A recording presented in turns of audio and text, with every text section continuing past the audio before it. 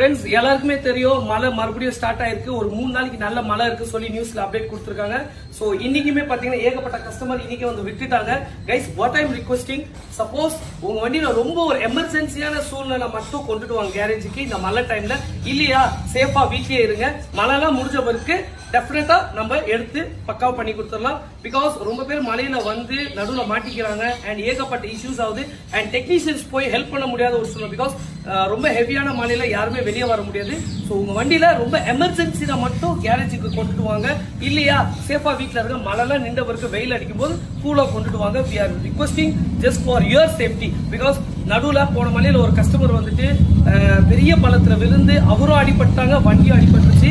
அதனாலதான் பர்சனலா இந்த அப்டேட்டை நான் கொடுக்குறேன். ஸோ இன்னைக்கு வந்த வண்டி வரைக்கும் நாங்க எடுத்து பண்ணிட்டு தான் இருக்கோம். எமர்ஜென்சி தான், நீங்க மலையில கூட வாங்க. பட் இன் கேஸ் இல்ல பிரதர் ஓகேனா வைங்க, ஒரு 2-3 நாள் கழிச்சு கூட பொறுமையா எடுத்துருவாங்க. டெஃபினட்டா பண்ணிக்கலாம்.